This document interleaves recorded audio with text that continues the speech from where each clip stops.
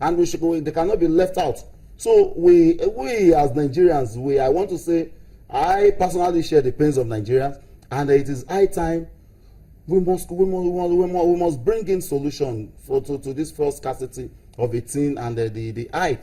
So you can look at now. Some people were contacting me. What should we do about this issue of fuel hike, the rate at which they are selling? I said, oh, are you even still getting the fuel? When you are talking of hike, you must talk of availability first. Yes. Is the fuel even available before you talk of the hike in price? So they must see reasons why solution must come with immediate effect. And by so doing, when there's no power, the next thing you want to see how you can power your generator. And there's no hope as well. And yes. It's as if Satan has even opened the hell, and the heat is so much that we cannot even comprehend it. So the President of the Federal Republic of Nigeria should consider it necessary by, I would have said, even declare emergency in that petroleum ministry. But I still want to believe and hope that there can be solution to this problem if adequate and necessary concentrations are given to it. You did mention the president there, and I want to move on now from the fuel issue. I mean, if we go on that, it just brings back very bad memories for me. But let's move on now to Mr. President. It's Easter Sunday, and he did give an address today, and there's not a lot of punchlines in the speech, but I mean, he made mention of the fact that the change that his administration has promised will surely come to fruition. It's going to be a year in government for him in a couple of months, about 2 months or so. Is 1 year fair enough to be judging him as harshly as we probably are? Well, I don't think it's fair enough to expect physical manifestations, but it's long enough for us to start expecting or to have the hope that, well, things have been certain things should be in place. Things are already set in place, and we should be getting results, tangible results. The president will, on March 28th, is going to be a year after his election. March 28th, yeah, that's true. A year after that is in 2 days' time. It's going to be a year after the election. So I want to look at his being in office from then, though not constitutional, but I think in the past 1 year, the kind of hope and the followership that Nigerians have given to this government, is one that, well, is unprecedented anyway in a democratic setting, perhaps in our own generation. So I think the president, from his statements and everything he has said, I think he was trying to appeal to Nigerians. Though in the statement, he appreciated what is going on, and at the point he said it was not a joke. In his last the economic summit, he said it's not a joke, it's not a laughing matter what we are having in this country right now, the economic situation in the country. So we have a lot of issues, the economy, security, power, and the rest of them. But the president, from his statement, is showing a kind of sense of belonging. That, well, I appreciate what is going on. I appreciate you people, your support, and so on. But keep faith. You could see the outline of his statement. Keep faith, and actually trying to trying to appeal to Nigerians to still keep that spirit flying. Because there is nothing perfect anywhere. So from going by the statement of the president and everything that he has done so far, the commitment has been coming on. There are a lot of criticism, traveling around, going here and there, insensitivity to the plight of the masses. But some of these things are beginning to yield results. So he's only asking for patience and a little more time. And I think the 4-year interval, the 3 more years that he has in the administration is going to bring fruition. He also made mention of the fact that the present budget that was passed by the House of Assembly some couple of days back is the first for his administration. So I think Nigerians should wait and see how that's and see how he does his thing, how he implements the budget, and rate him on that. But yeah, the speech, like I said, it covered most of the major issues: security, the economy, like you just mentioned. But some people have said there was nothing personal about the budget, about the speech, I beg your pardon, where, I mean, we know how insecurity has been the last couple of months. We hear about the killings in Agatu, we're hearing about bombing still in the northeast, with the Biafra issues going on, the fuel issues going. These are things that are very, very important to Nigerians right now, but there was no mention of any sort of specific issues. It just glossed over general topics. Do you think that was a problem? Well, in my candid opinion, it is a very serious problem. Because Nigerians would expect that even while they are given the necessary support, change comes with hope. And like I said earlier, palliative measures are very, very necessary. The present administration, I must tell you, endurance by Nigerians is not the problem. Nigerians are ready to endure because we know how bad the country has been. But yet, some issues of greater concerns are expected to have been addressed. Like we have talked about the fuel issue.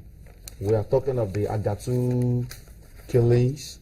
We are talking of the elections in River State. In River State, and the state of INEC as a whole, inconclusiveness here and there. These are issues of great concerns. These are issues of human rights that needed to have been addressed even by the president. Well, at least mentioned. So one would expect that the president address this, and just keeping silent and canvassing for time, have faith in me. Nigerians are already having faith in the administration. We are ready to give necessary support to the administration. But the major thing is what affects us immediately that can sustain that spirit of change is expected. But the president never mentioned anything of such. So I would expect the president maybe in other avenues, where you have opportunity of addressing Nigeria, he should be able to address some of the. Let us hear the authentic state of the nation from him, authentic responses from him, and by so doing, Nigerians will be very, very okay with him.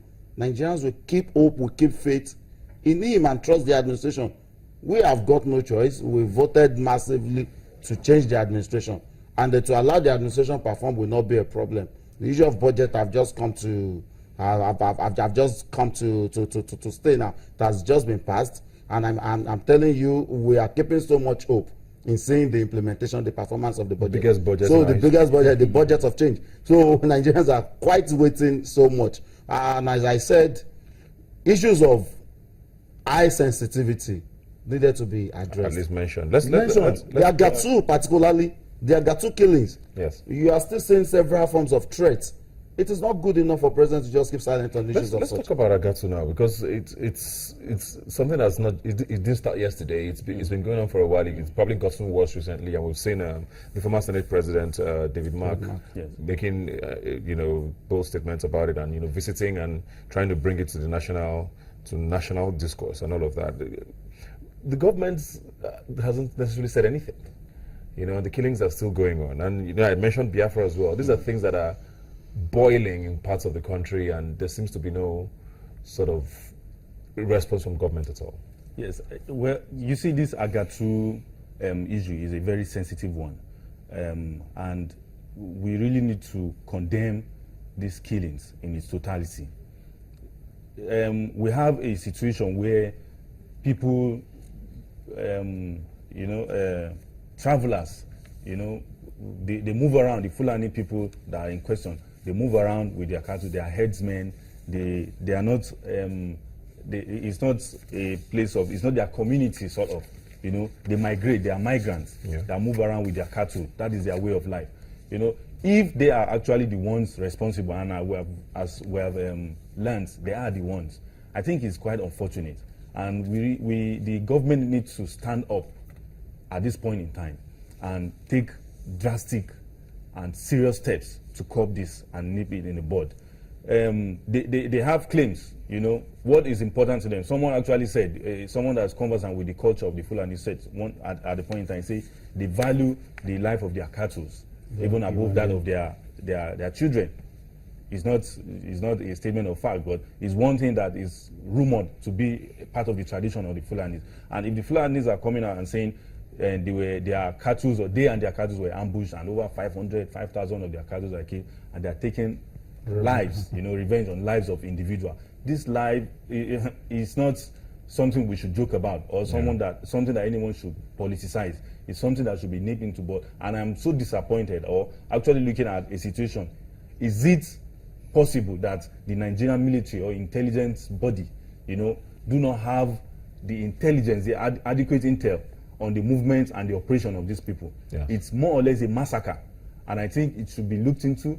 These people we have all sort of apparatus, military-wise and all that, to tackle this issue. If it's going to take physical, if communal or settlement or talking or dialogue cannot settle it, then people should be shown their boundaries. The president said something, or the presidency said something some times ago. He said, well, that in the various states that we should have ranch or established where ranch, they can go and graze, where they can graze and all that. But these people can't. They would not stay in a particular place. They move around. They could be in Ilorin today, and by the time you know it, they're already in Adamawa and all that. That is their way of life. So that might not be the solution. Okay. But if they are held responsible for whatever, they are given adequate measure of the kind of crime they perpetrated, then I think it's going to teach them a lesson, sort of. All right, I'm here. We have to go now. Thank you very much for being here today. I know there's always a lot to talk about. Nigeria has like 1,001 issues just in 1 week. And before we go, I don't know, any sports fans? Sports fans, did you see the Super Eagles game? Yeah. What do you think is going to happen against Egypt very quickly? Well, it's going to be a serious game, and the Super Eagles need to really stand up and get their acts right. Do you think we can win? Well, we've done it before. Egypt. We've done it before, and I think it's a good one. We can make it. We can make it. There's going to be a runoff. There's going to be a playoff after one person has qualified. Okay. So there's going to be a playoff. So I think Nigeria can see the bottom line is the not, equalizer was so heartbreaking. It was They bad. can actually We're restore, distracted. they can restore back the hope of Nigerians. Yeah, Yes, and I'm hearing Chad has distracted. pulled out of the Nations Cup qualifier, and I also read it this morning that the Egyptian FA board has been disbanded or something. So hopefully that confusion plays let's into hope our so. hands Let's hope on Tuesday. Thank you very much for being here, mate. Thank you very much, Yinka, for being here You're today. welcome. We'll come back with more talk right here on Rubbing Minds. Please stay with us.